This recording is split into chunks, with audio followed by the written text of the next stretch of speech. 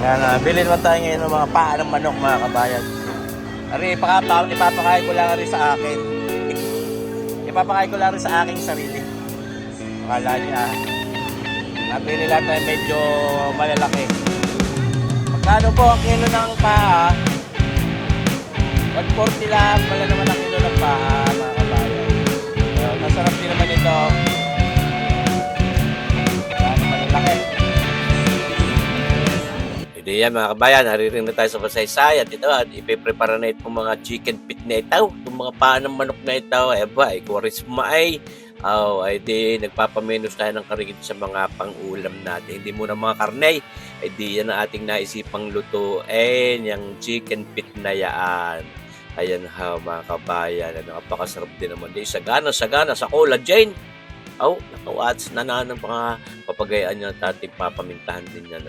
Maya-maya ay ating lulutuin na yan mga kabayan. Siyempre, ating nilinis na rin yan ng linis na linis. Siyempre, paano manok yan Pero ako sa inyo, kadami din namang hilig lumantak niyan yung mga chicken feet na papagaya. Yung iba pa nga ini-steam laang, yung iba ina-adobo, yung iba tini-crispy, dinidibound. Ayan pwede namang hindi na i-debound. Pag inapalambot natin, hiwalay din ang laman sa butaw. Ngayon, nagpapainit tayo ng ating magic book na yan at mag-uutay na tayong maglutaw ng ating chicken feet pakalaste ni kabayan. Ay sus, mercy po. Napakasarap. Tapos may twist pa tayong ilalagay diyan. Yan, hinauhawan lang natin ng mantika yung ating magic book na yan at tayo ay magpe-prito rin muna diyan. Yung ating mga chicken feet na yan ay ating pagugulong-gulungin diyan sa ating magic book na yan at para matanggal ang lansa. Mga kabayan, mapalabas din natin ang natural na bangaw niyang ating mga chicken feet na yan. May banguyaan. Ako sa inyo, pag ipiniprito. Tsaka yun nga, hindi tanggal lansa. Mainit na mainit dapat ang ating kawali, ang ating magic book na yan, ang hindi magdidikit yung mga balat niyang ating chicken feet. Madali yung dumikit yan sa mga kawali, mga kabayan, pagka hindi mainit ang mantika, hindi mainit ang kawaling ginagamit. Yan talagang Pero hindi natin para palambutin dito, parang sinisirlaan natin mga kabayan. Yung ating mga chicken feet na yan. So, pabiblisin na rin natin ang video at hindi ko napapakita ang buong kabuuan ng pagpiprito. Mga kabayan. Mga stages na ng yan, pagpiprito natin. Yung natin pinabibilay. At baka kayo mainay, siyempre naman. Pero yan ay ating ayos na ayos din dapat ang pagkakapagprito niya. Kaya ating hinahalo-halo papagayaan. Lalagyan ng chiplan, kahit hinahalo-halo yan. Ayan, mga kabayan. At ating hinango na at ito, naglagay pa rin tayo ng mantika dyan sa ating magic book. At tayo muna ay gagawa niyang anato oil na yan. Naglagay tayo ng mga isang kutsaritang aswite. Di yan sa ating mantikang at nang pumula yung ating mantika, isa pa may ang king sarap din niyang lasa niyang aswiting iyan, mga kabayan, sa mga adubuhin, mga pakalasking papagayaan. Ito, sasangkot siya na tayo ng ating bawang. Makikita ninyo, matingkad na rin ang kulay ng ating yan, mantikang yan, kulay dilaw din na tayo, mamuya-muya din yung ating mga bawang na yan mga kabayan. Ito na, sabi ko sa inyo, napakasarap niyang ating lulutuin yan at talagang may mga pakalasting papagayan, sadya namang masarap na pang-ulam, masarap din pulutan. Ating sinahog na rin yung ating mga sibuyas na yan, mga kabayan. Kaya kung tayo medyo menos ng karikid sa mga pang-ulam na ating lulutuin ngayong mahal na araw, siyempre, sa halip ng mga karne mismo, di yung mga paalaan naman. Abangan nyo pa rin ating mga susunod na luluto yung mga pang-ulam ngayong mahal na araw. Naglagay na rin tayo ng sili at saka yung pamintang mga isang kutsarita din yan sa ating sinasangkutsang yaan. Mga kabayan, para pwede na natin ito lang. Nagyan natin ng toyo, syempre.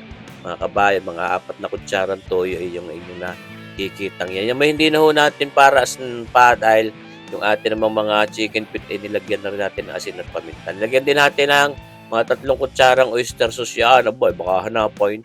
Binaghahanap niyan bakit baka daw malimutan ko ang oyster sauce. Ayan Atin na, sasaboy-saboyan ng tubig yan. Mga kabayan, nang hindi magtutong yung ating, mga pagsasangkot tiyang yan, maya-maya nakarikit isasahog na rin natin diyan ng mga chicken feet. Lagyan din natin ng mga isang kutsaritang asukal sa inyong nakitang yaon para may tamis na karikate. Yan ho, hindi naman para talagang, malasap mo yung tamis na tambay, hindi naman yung fruit salad guys. Yan, nilagyan na rin ho natin ng paasim natin, ginamit natin ay red cane vinegar, yung ating paboritong suka, siyempre naman. Di nakakatusi, manamis-namis pa rin ang karikate. Yan ho, ang ating red cane vinegar. Ating pinaangang-ang at ito, lalagyan na natin ng sabaw at diyan na natin talagang palalambutin ang ating mga chicken feet na ipinirito kanina, mga kabayan. Oh, tunay. Dapat lang din sa mga ganyan chicken feet, talagang malambot. Halos yung umalas ang laman dun sa buto. Pero ayaw ko din yung sobrang lusag na lusag. Yan ho, at pakit ang itsura. Yan, sinasawag na natin ngayon itong mga chicken feet na yan. Yan sa ating mga ginawang timpla, yung ating mga sinangkutsang yaon, mga kabayan. Oh, talaga namang pare nag-hello, hi! Mga kabayan.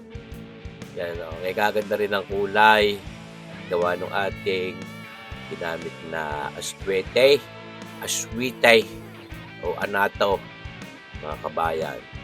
Yan huy, pagka ganyan, dapat ang ginagamit natin yung mga panghalo, yung mga wooden, ladle, o mga shansing yan. Dahil pag yung mga aluminum, mga stainless, nasusugatan mo yung chicken feet na sa mga itsura. At ito, ang pampasarap sa lahat. Sinasabi ko nga, mayroon tayong twist na gagamitin. At yan yung black beans, yung tausing yaan. Pampasarap lalo ng lasa niyang ating pakalasting iyan. Ang ating chicken feet pakalaste with black beans. So, ay tunay. Sabi ko sa inyo mga kabayan, talaga namang kadali-dali din naman lutuin na rin. Kayang-kaya nyo din sana kayo mahal na araw makapag-testing din kayo magluto. Huwag na muna mga karne, huwag na muna mga steak. Yun, inyong lalantakan. Pamenos ng karikit yan. Kaya chicken feet. Isang araw baka bukas ang lulutuin ko na may ginasang baguaw. Naku, napakasarap na nilagyan natin ng isang pirasong chicken broth cube na yan. At ngayon, ating minagyan muna ng karikit na gata yan. Ayan yung mga kakang gata na rin yung inilalagay natin yan. Para nang sa ganun utay-utay ng manood yung ating gatang iyan sa ating mga chicken feet habang pinalalambot natin, mga kabayan. Oh, smarsipaw talaga namang sarap niyan, habi ko sa inyo. Yun yung mga isang chicken na broth cube na yun optional naman niya. Okay, maglagay kung ibig, kung ayaw ito ihuwagay. Pero ari naman walang mga karne nga at mismo mga paala. Naman ako magiging lasa niyan. Kaya ating pasasarapin sa pamamagitan ng isang pirasong chicken broth cube na yan. Ating kulubay na yung lumambot. At may iwasan din yung mga palaging paghahalo-halo. Pero hindi naman po pwedeng hindi natin nahaluin iyan at baka magtutong ang ilalim. Ngayon mga kabayan, lalagyan natin yan ng dagdag na kulay yung ating pinagulong sa mantika kaninang aswete. Dinagdagan lang natin ang karikit at binabad natin sa mainit na tubig at ating kinamas-kamas para makuha natin yung kulay na yung ating inilagay. Diyan, pampaganda lalo ng kulay, pampa-enticing, parang pagkakulay pa lang, mukhang masarap na yung ating mga chicken feet na yaan. Chicken feet pakalaste with black beans. Oh my goodness, ating tinimusan at kukulubin uli natin lumambot talaga. Kaya ako nga, dapat malambot yan. Pero huwag lulurayin yan Kita ninyo nabibiyak-biyak na yung kanyang mga laman, mga kabayan. Kaya ating ilalagay ng lahat itong kakang gatang iyan. Bali katumbas na yung gatang binili ko mga nasa 2 kilaw, mga kabayan. Yun pagbibili kayo ng fresh gatang gayaan, sasabihin lang ninyo kung ilang kilo kailangan. Ayos na. So, mga kabayan, kita nyo bagahaw. Pag yan ay nagmantika at pag yan ay napareduce natin sa baon na yan, huwag din may pakakasaid din. Walang maiihapla sa kanin. Ayaw ko din manong igang-iga niyan. Kasi tayo magtitira din ng karikit na sabaw diyan. Huwag tayo naglalalatik-latik na panalong-panalo na yan mga kabayan.